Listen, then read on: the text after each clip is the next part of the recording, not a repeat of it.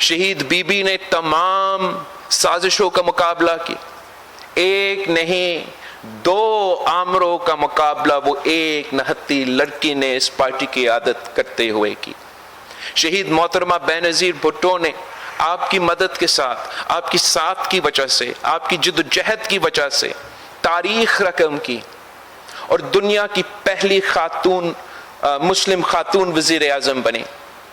دنیا کی سب سے نوجوان وزیر اعظم بنی، ایک دفعہ نہیں دو دفعہ اس ملک کی وزیر اعظم بنی، اور اگر وہ شہید نہ ہوتی تو ضرور تیسری دفعہ بھی آپ کی وزیر اعظم منتخب ہوتی۔ شہید محترمہ بینظیر بھٹو نے بھی پاکستان میں پاکستان کے عوام کو حقوق دیے، پاکستان کے عوام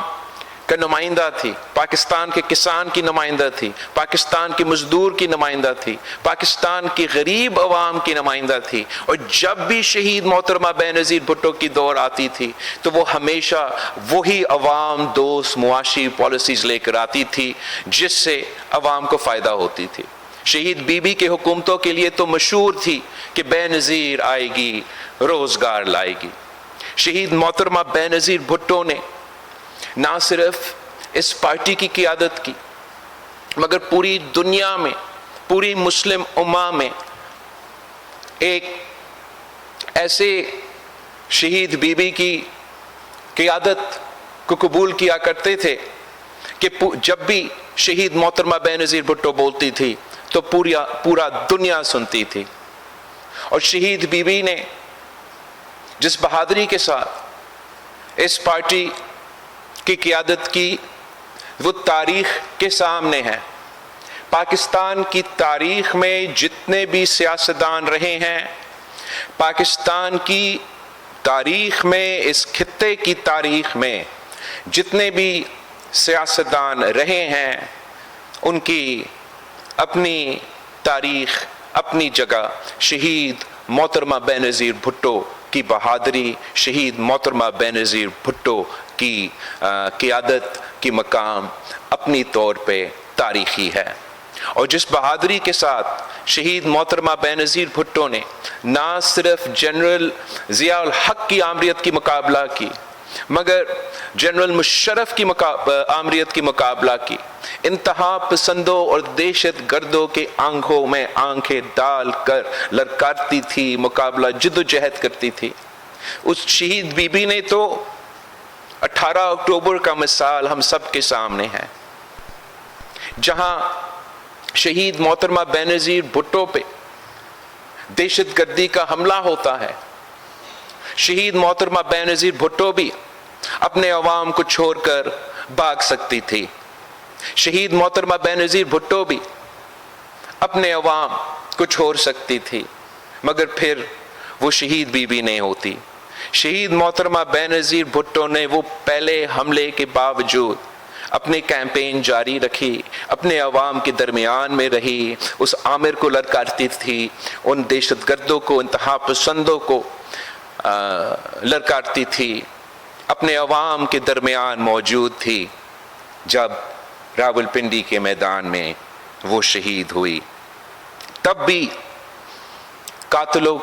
کی یہ سوچ تھی کہ شہید محترمہ بینظیر بھٹو کو شہید کر کے وہ آخرکار پاکستان پیپلز پارٹی کو ختم کر سکیں گے، وہ آخرکار شہید بی بی کی قائد عوام کا جو منشور، جو نظریہ، جو سوچ ہے، جو سیاست ہے، وہ پاکستان کی سرزمین سے مٹا سکیں گے۔ مگر یہ ان کے بھول تھا۔ پاکستان پیپلز پارٹی کے کارکنوں کی خون پسینوں کی محنت کی وجہ سے، پاکستان کے عوام کی ساتھ کی وجہ سے، صدر زرداری کی قیادت میں پاکستان پیپلز پارٹی نے وہ حاصل کیے ہیں جو اس سے پہلے ہم نے تاریخ میں حاصل نہیں کر سکے۔ صدر زرداری کی قیادت میں ہم نے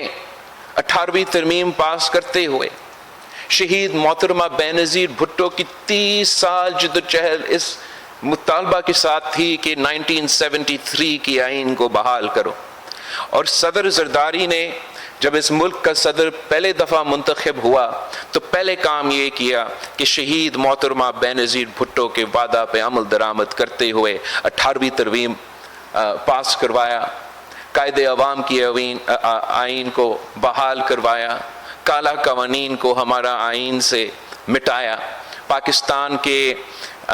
صوبے کو اپنے حقوق دیے، NFC ایوارڈ پاس کر کے اپنے وسائل کے مالک بنائے۔ یہ ایسے انقلابی کام تھے جو پاکستان پیپلز پارٹی کے منشور میں ہمیشہ موجود تھے، مگر صدر زرداری نے اپنے دور میں یہ کام کو، یہ خواب کو حقیقت میں تبدیل کر دیا۔ صدر زرداری نے پاکستان کو سی پیک جیسے انقلابی منصوبہ دیا۔ صدر زرداری نے بلوچستان کو آغاز حقوق بلوچستان کا پروگرام شروع کیا۔ صدر زرداری نے پختونخوا کو پختونخوا کا نام دلوایا، اور سب سے بڑھ کر صدر زرداری نے بینظیر انکم سپورٹ پروگرام شروع کر کے وہ روٹی کپڑا اور مکان کا دعویٰ کو، وہ روٹی کپڑا اور مکان کا وعدہ کو آج تک بینظیر انکم سپورٹ پروگرام کے ذریعے ہم غریب ترین عورتوں کو وہ مالی مدد پہنچا رہے ہیں، غربت کا مقابلہ کر رہے ہیں اور قائد عوام کا خواب کو پورا کر رہے ہیں۔